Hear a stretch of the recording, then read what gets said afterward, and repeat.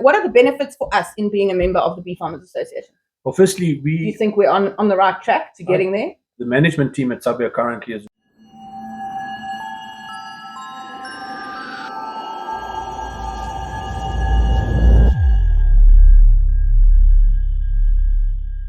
So today we're here with Dieter Meyer.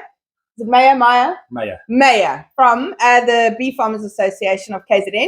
And Dieter, tell us a little bit about your role and who you are, where you're from, etc. Well, morning everybody. I'm originally from Cape Town, moved to Durban in the early 80s. Have been around since then. Started beekeeping about 12, 13 years ago. And through my involvement, I've now ended up as the chairperson. I do beekeeping. I produce honey, creamed honey, and every now and then I do removals. You won a few awards for your creamed honey, hey? Yes, fortunately I have, and that helps with the marketing. Brilliant. All right. So tell us a little bit about the association. Who are the members? Is it mainly for commercial beekeepers, or who can join? So firstly, the KZN Beefarmers Association is a non-profit organization, and it's run completely by volunteers. Everybody that puts in time to help are all volunteers. The association is open to anybody, whether you have 1 hive, 10 hives, 10,000 hives. It is open to anybody that has an interest in beekeeping and wants to grow their business, or even just keep their one and make sure that they get the best value out of that 1 hive that they have, or the 10,000 hives that they may have. Okay. And currently, how many, just ballpark figure, how many members are there of the We're currently around 92 members, and that exists of individual members. We've got family members, and then we've got corporate or commercial members as well. Okay. And what would you say is your majority members? Majority would be your hobbyist beekeepers. And we're hoping in future, as we go along, that we can grow some of those hobbyists to become part of our commercial team that we have. Brilliant. Yeah, good. And if you were to say, so obviously we commercial beekeepers, we are members of the KZN Beefarmers Association. What are the benefits for us in being a member of the Beefarmers Association? Well, firstly, we as the Beefarmers Association, we are linked to Sabio, which is our national body, South African bee industry organization. So whenever there's any legislative changes or any advances in beekeeping, that we have that information at our disposal, and we make it available to all our members. Brilliant. Whether it be issues currently in the Western Cape with the poisoning, we are through Sabio in contact with them, and should anything happen in our area, we would know what to do by liaising with through Sabio with what's going on. Okay, excellent. And then obviously the individual members also get access. I mean, I remember when we started out, we only had a few hives. We started, and it allowed us access to knowledgeable members who maybe have 10,000 hives and what have you. So for the hobbyist, the benefits would be association with other beekeepers, or what other benefits? That's correct. As a member of the association, you also go onto a WhatsApp group. Okay. Through that WhatsApp group, you can ask questions, share information, and our commercial beekeepers, our experts are on that group, and they're always available to answer questions. And I must say, as the chairperson, I'm proud to say that all our members share information openly. There's no secrets. So a hobbyist with his first question, and I know when I joined, you're nervous about your questions, but there's no need to be. There's a sharing of information, and there's always somebody willing to help. That's amazing. Great. Okay. So you mentioned that you're associated with Sabio. What is do we have representation on the Sabio board, representing us in some way, and how does that whole relationship work? Yes, we do have representation, myself and the vice chair, Andrew Meyer. We attend meetings, whether it's online or physical meetings. The sharing of information from Sabio to us is very good, and we have a very good working relationship, especially with the new chairperson Tumi and the vice chair Inga. We had a meeting last week, sharing of information, and it is to the benefit of our association to be part of that. And for a long time, there was no relationship. Sabio and a lot of the local associations were never involved in Sabio unless they actually had somebody on the board. The local associations would not have representation. Whereas that's changed over the last few years, where now they've got it's like what do they call it? Yeah, there's definitely a growth in the relationship. We now have a chairman's committee. So we have meetings, and all the chairmans across South Africa meet on a regular basis. We share information, and that relationship has definitely has grown and is growing because of the professional manner in which Sabio is now being handled. And for a long time, the local associations had issues with Sabio and how it was being managed and run, and that's why there was this disconnect. Whereas now there's more buy-in from beekeepers across the country, effectively. And for a long time, people have been saying, you know, some of these issues that beekeepers have been there since the 60s. What's going to change it is having all beekeepers having one voice. Do you think we're on the right track to getting there? Absolutely. The management team at Sabio currently is a very dynamic team, and they're really going out there to look after the interests of all beekeepers in South Africa. Whatever issue is raised, we know that we will get feedback from them, whether it is what we want to hear or don't want to hear, but we always get a feedback from them, whichever issues we raise with them. And they're knocking on the door of government to make big changes. From what I understand, our chair lady, Tumi, is in the faces of the Dalrod officials. She's got a regular chair at the front door. to make sure that we are treated with the necessary respect for the industry that we're involved in. Because without beekeeping, the country and the world would be in trouble. Our economic footprint in terms of food security would be completely hindered. Absolutely. Yeah. Okay, so that brings us to what is the main objective of the Beefarmers Association of KZN? Well, firstly, it is to promote beekeeping, to bring people in and hopefully grow them to become commercial beekeepers. Secondly, is to help our members market their products and their services. We have the list of our members on our website with the various services that they provide, and the public can access the website and see what services our members provide. On a continual basis, we update that to make sure that those that want to be acknowledged in public, that they're able to. We also attend markets where we sell the products on behalf of our members, also to give them exposure and get them into the market. We often we have open days where we address various issues around beekeeping. It might be a practical session opening the hive, or it could be a lecture session dealing with the labeling or technical issues, poisoning and things like that. All and also issues just that affect beekeeping. So helping the beekeeper understand their rights, perhaps, in terms of, you know, if your bees do get poisoned, what are your rights? How do you handle it?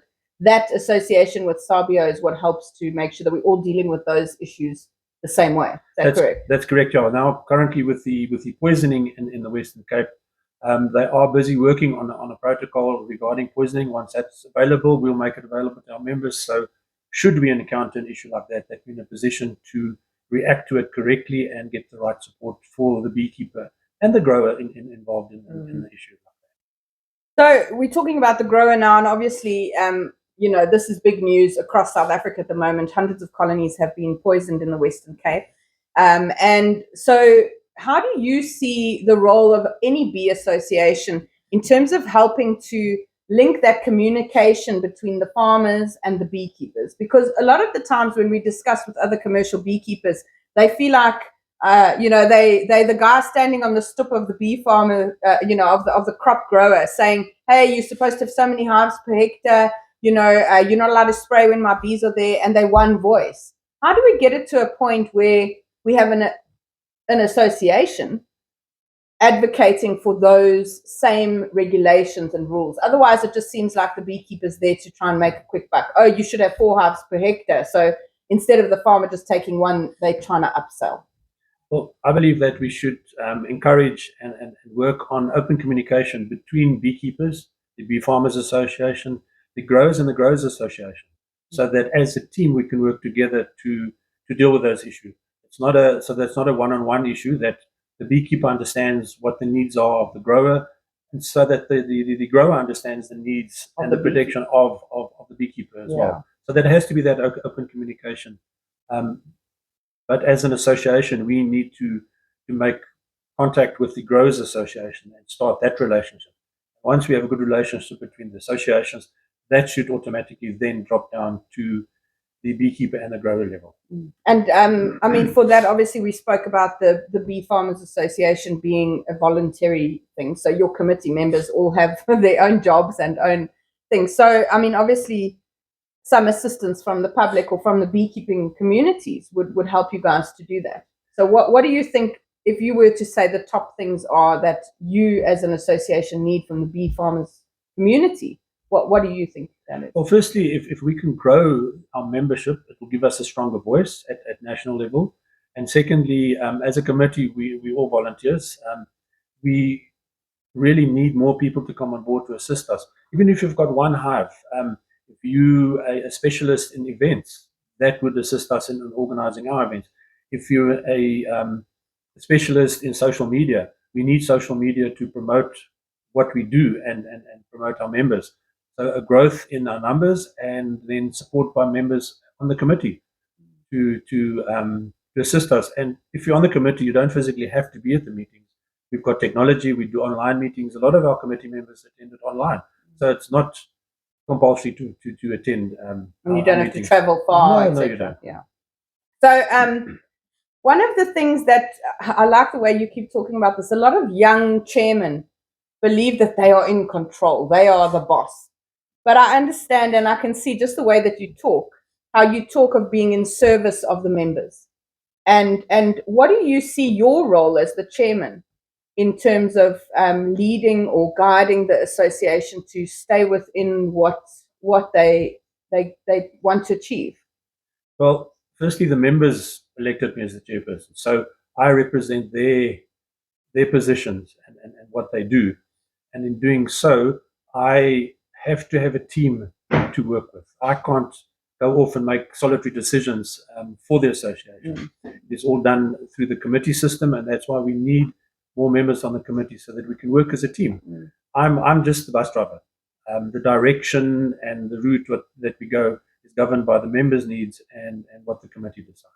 Fantastic. And if people of the public want to get in touch with you to say, hey, I have this concern or whatever, do they have to be members in order to do that? No, any member of the public can contact us with any questions, requests, information on whatever matter. There on our website, there is an email address, and that email comes directly to me, and I will directly respond to whoever sends us the email.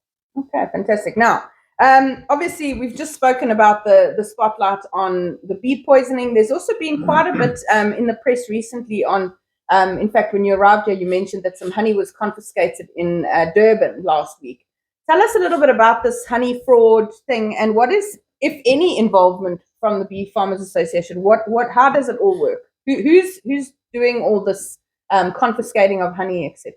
Okay, so firstly, adulterated honey is basically what a beekeeper would do is he would produce 50 kilograms of proper pure honey. He would then mix sugar, molasses, whatever they use, and produce another 50 liters. He would then mix the two to create 100 liters.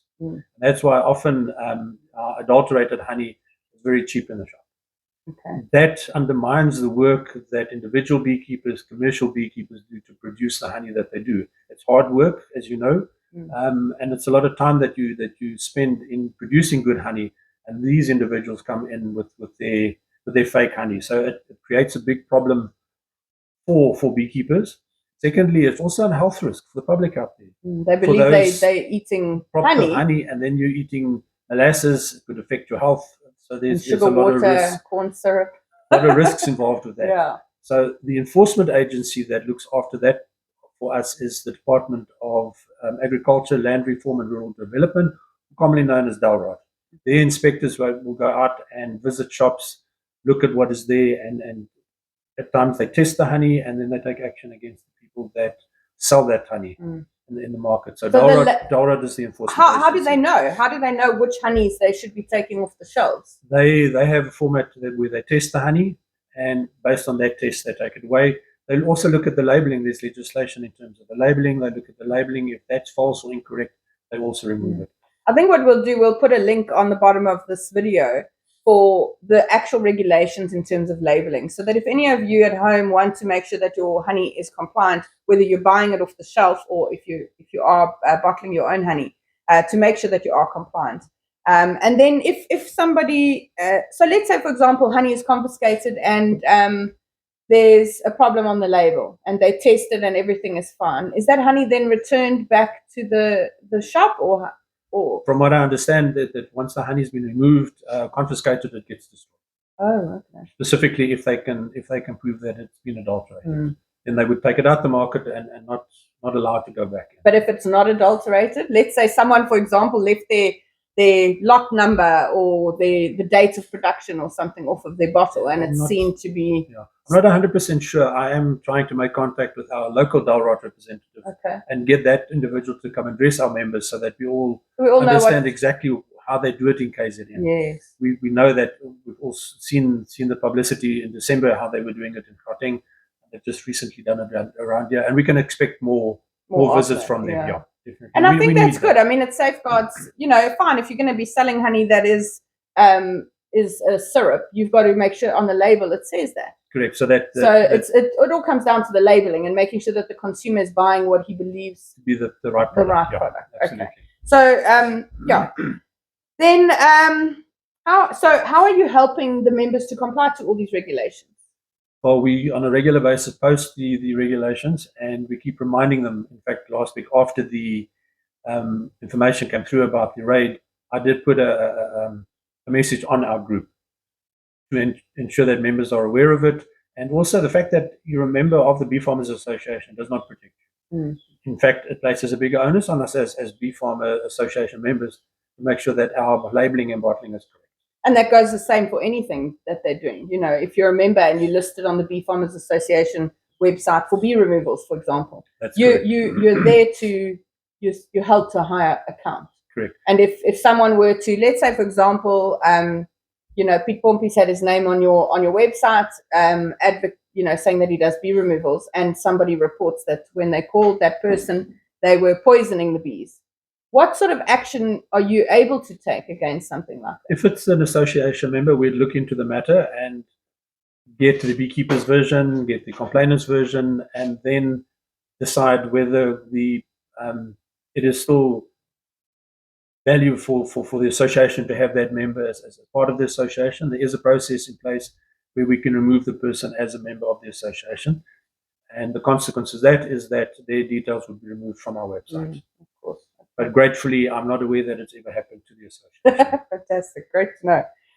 Then also about, I don't know, probably like 3 or 4 weeks ago, locally here, we had a bit of stuff on social media with regards to people keeping hobbyists, keeping bees. And what is your sort of take on, there were a few comments from some radical commercial beekeepers who said that they don't believe that hobbyists should be allowed to keep bees, that it should only be people who are using bees for commercial purposes. What would you say to that? Firstly, I don't have an issue with hobbyists having bees. The issue is where they keep them. Bees are by nature very defensive. Accidents happen. People have died because of that. So where you keep it is of key importance. You also have to look after your bees. You have to manage them because eventually they do become a problem. And people have lost their lives. I don't advocate keeping bees in the residential area, especially where the properties are small and your neighbor is within 4 or 5 meters of that hive. Just the fact that he starts his lawnmower, cuts his grass next door, could set those bees off and can lead to a fatal attack. But I don't have a problem with hobbyists. We all need the bees around. The more people that have it, the better our bee population. And how many commercial beekeepers do you think started off with 100 hives? I think probably 0. No, you start with one. And I know one of our commercial beekeepers jokingly said the other day he still wishes that he was a hobbyist. Yes. They're now a commercial enterprise. It's hard work, but we need people to do it. And that's where you all start. You start as a hobbyist with 1 or 2 hives and loving bees, and it grows into a commercial enterprise. Once it's in your blood, it doesn't get out there very quickly. Even though you get stung and you swell up every now and then.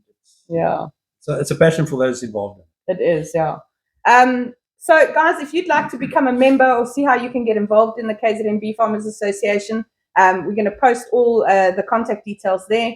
And Dieter, do you perhaps know when is your next open day? Because those are open to anyone. So any member of the public and our members can attend it. For the public, we charge 100 Rand fee to attend. Our members attend free of charge. And our first one is in April. I think it's the 5th of April in Albert Falls. It will be a beginner's open day. So we're starting off the year for our hobbyists to come and see what they need to do to ensure that their bees produce. And those are run by volunteers of the committee. Is that right? That's correct. Yeah. It's committee members that normally would run the event, and it would be one of our beekeepers that offer their apiary site as a venue to hold the event. And then afterwards we have a bring and braai, we socialize, and that is where a lot of the information exchange takes place. Yeah. Over chop and a dop. That's lovely. As the South Africans would say. Excellent. So yeah, thanks so much, Dieter, for spending the morning with us and coming to teach us all a little bit about the Beefarmers Association. Keep up the good work that you guys are doing, and yeah, we're excited we'll possibly have to have you in for another update at some stage on some of the things that the Beefarmers Association are up to. They also run competitions throughout the year and all kinds of other things. So maybe pop onto their website and go and see what it's all about. Ah, thank you very much. We're happy to come back and yeah, we invite everybody to contact us and join us. And join the open day. Absolutely. Fantastic. Thanks, guys. Thank you. Bye for now.